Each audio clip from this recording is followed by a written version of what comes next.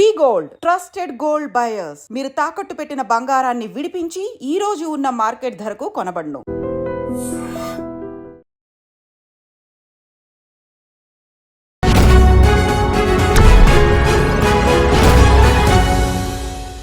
Hello and welcome to the point. వివాదాల రామ్ గోపాల్ వర్మ గారికి మరొక కేసు ఉచ్చు బిగించుకుందా?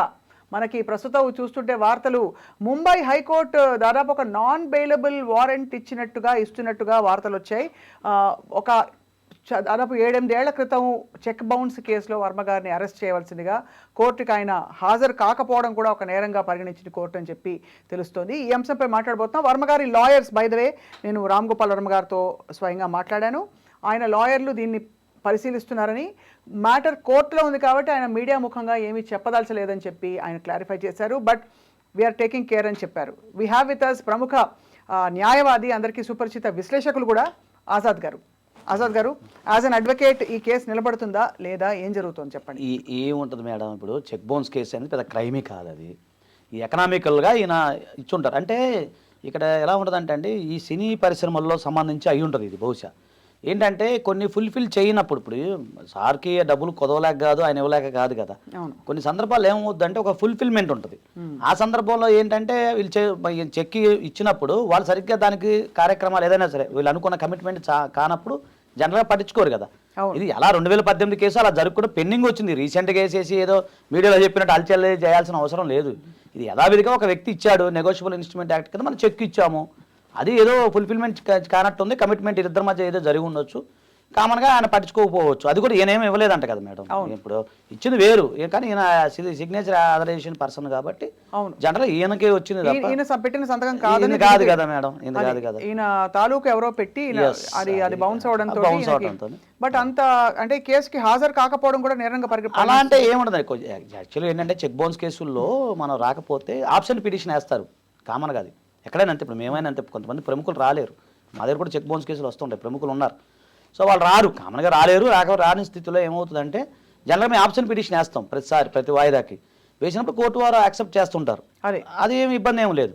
ఒకవేళ రాకపోతే ఎన్బిడబ్ల్యూ ఇష్యూ చేస్తారు, దానికి ఏమో రీకాల్ పెట్టుకుంటాం. దాని పెద్ద వింతేముంది, అంతే పెద్దగా ఏముండదండి. ప్లస్ మీరు చూడండి, అందేరి కోర్టులో ఏమైంది, ఆయన కట్టలేదు కాబట్టి దీనికి కట్టమని చెప్తున్నారు. జనరల్గా ఏ చెక్ బౌన్స్ కేసులో కూడా అంతే ఉండదు. ఇప్పుడు 138, 142 కింద మనం ఫైల్ చేసినప్పుడు చెక్ బౌన్స్ ఏదైతే ఉందో అమౌంట్ కట్టమని కోర్టు వారు చెప్తారు. కట్టని పక్షంలో మీకు శిక్ష పడుతుంది. అవును, అంతే తప్ప సైమంటల్గా ఏమి ఉండదు. సో ఇందులో ఏమైంది, పలానా డబ్బులు 3.2 lakhs ఎంత 7 lakhs అయితే కట్టాలి. పెద్ద అమౌంట్ కూడా కాదు. అదే నేను దాని కూడా అదే ఆలోచిస్తున్నా. స్వప్న గారు ఇంటర్వ్యూ పిలిచారు అంటే చూస్తే ఆయనకి పెద్ద అమౌంటే కాదు అది. కాకపోతే ఏంటంటే అక్కడ కమిట్మెంట్ జరిగి ఉండొచ్చు నేను అనుకుంటున్నాను. సో అది దాని ద్వారా అయింది. ఇప్పుడు అది పెద్ద ఇబ్బంది ఏం కాదండి. కట్టని పక్షంలో 3 months జైలు, అది అందరికి ఒక కామన్ మ్యాన్కి జరిగినట్టే జరుగుతుంది. కానీ చెక్ బౌన్స్ కేసులో టిపికలీ ప్రోటోకాల్ ప్రాసెస్ ఏముంటుందండి?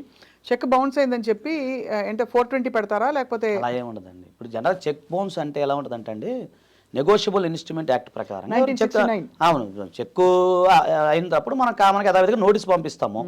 నోటీస్ పంపిస్తున్నా వీళ్ళు రిప్లై ఇస్తారు, ఆటోమేటిక్గా రిప్లై ఇస్తారు. రిప్లై ఇచ్చిన అదైన తర్వాత టైం ఇస్తారు.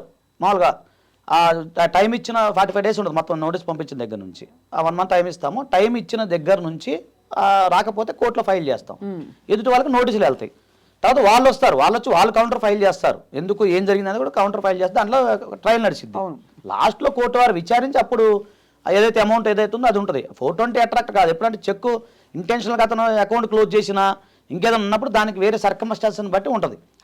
ఇదేంటంటే నేను తెలిసి వ్యాపారాత్మకంగా జరిగి ఉండొచ్చు, పర్సనల్ కాదు. అక్కడ ముంబై ఆయనకును సార్కి ఏం సంబంధం అంటే వ్యాపారాత్మకంగా జరిగి ఉండొచ్చు తప్ప. ఇప్పుడు జనరల్గా ఏంటంటే మా దగ్గరకు వచ్చే క్లయింట్లు ఏంటి, ఒక చెక్ బౌన్స్ ఉంటుంది, అది కుటుంబ అవసరాల నిమిత్తం లేదా ఏదో నిమిత్తం ప్రాంప్స్ రాసిస్తారు, అది కామన్గా ఉంటుంది.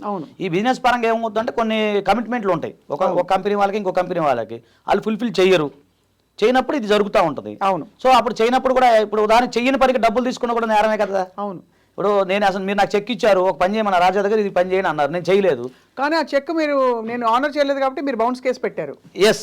సో తెలీదు అక్కడ సర్కమ్స్టాన్షియల్ గా ఏం జరిగిందో, ఏ పని జరగాల్సి ఉంది అది తెలీదు. కానీ మరి 3 నెలలు జైలుకి వెళ్తారని చెప్పి వచ్చిన వార్తల్లో ఎంత అప్పీల్ ఉంటుందండి. ఇప్పుడు మీకు ఏముండదండి ఇందులో, అంటే పేరు చెప్పకూడదు. 2 ప్రముఖ సినీ యాక్టర్స్ 2 ఉన్నారు, మన గతంలో వచ్చారు. 2 హీరో గారు, ఆ గతంలో హీరోయిన్.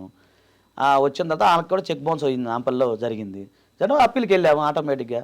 తర్వాత ప్రముఖ కమెడియన్ గారు ఉన్నారు, మేమే చేస్తున్నాం కేసు. దాంట్లో ఏమైంది, అది కూడా అదర్ సైడ్ ఒక నిర్మాత గారు పంపించినాము, అవ్వలేదు. ఆయన అప్పీల్కి వెళ్ళారు. సో ఇది కూడా అప్పీల్కి వెళ్తారు తప్ప ఇదేమి పెద్దగా ఇదేమి లాండ్ ఆర్డర్ ప్రాబ్లం కాదు. ఈ మధ్య కాలంలో సోషల్ మీడియాలో ఆయన పెట్టిన మీమ్స్ తాలూకు అంటే అది ఐటీ యాక్ట్ కిందకు వస్తుందని అది వేరు కదండి.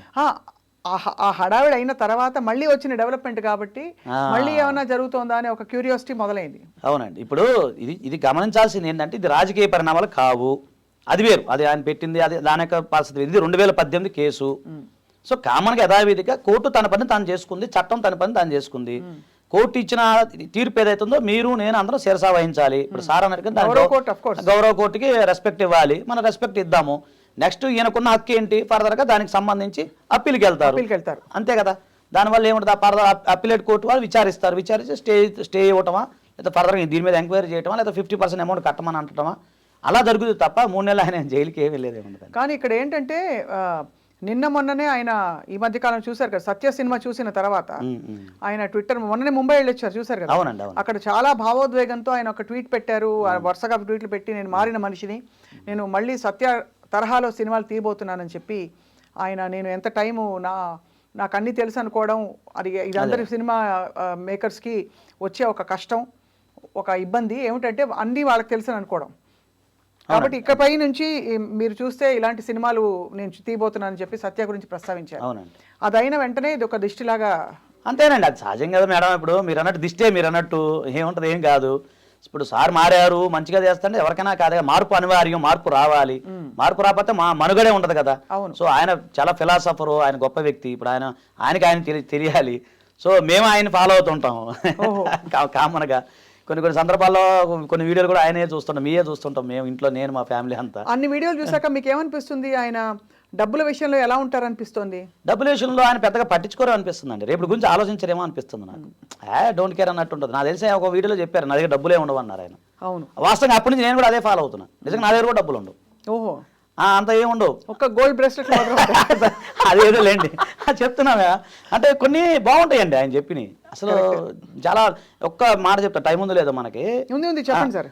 మా ఇంట్లో ఒక సన్నివేశంలో ఒక సందర్భంలో వంట వార్పు ఇవన్నీ కూడా ఆయన చెప్పినప్పుడు అది మా ఇంట్లో వాళ్ళు చూపించినప్పుడు నిజం ఆయన చెప్పిన కరెక్టే అని చెప్పి వంట వార్పు చాలా తగ్గించేసాం మేము. అనవసరంగా లేదు, ఏదో అవసరమైతే వండుకుంటాం, లేకపోతే లేదు. అంతేనా? అంతే. ఇప్పుడు ఏంటి, హోటల్ తెప్పిస్తారా?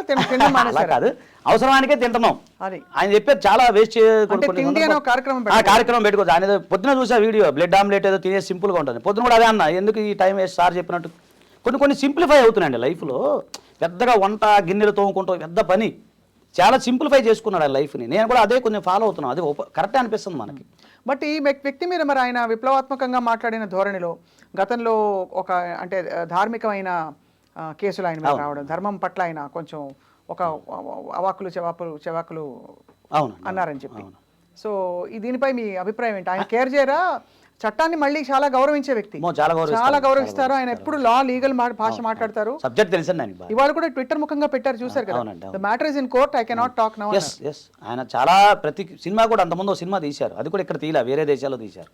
సో ఆయన చాలా లీగల్ పరంగా మంచి నాలెడ్జ్ ఉందండి, లీగల్ సబ్జెక్ట్ నాలెడ్జ్ ఉంది. ఏదేమైనా ఒకటండి, ఇప్పుడు ఆయన ఒక ఫిలాసఫరు. ఇప్పుడు మీకు తెలిసిందేం కాదు, ఆయన ద్వారా ఒక IPS officer, young IPS officer ఆయన్నే తీసుకొని అయ్యాడు. అది చాలా గొప్ప కదండి. అవును, చాలా గొప్పతనం.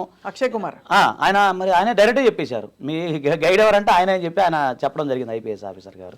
సో అలాంటి వ్యక్తి సహజం అండి. ఇప్పుడు సూర్యుడిని చూసి సహజంగా అందరూ మనం మూసామనుకోండి, మూస్తే మన మీద పడుతుంది, అది పెద్ద పట్టించుకోవాల్సిన. సో ఇది పెద్ద గౌరవ కోర్టుని అంతే పూర్తిగా గౌరవిస్తూ కానీ అప్పీల్ వెళ్తారు, ఆయనకున్న రైట్ ఆయనకుంటది, అంతే తప్ప ఏం లేదండి దీంట్లో, పెద్దగా ఏం లేదండి. రైట్. ఆజాద్ గారు, చాలా మంది అభిమానులు అలాగే క్యూరియాసిటీ ఉన్న వాళ్ళందరికీ వాళ్ళ డౌట్లని క్లియర్ చేసినందుకు మీకు ధన్యవాదాలు. నమస్తే అండి.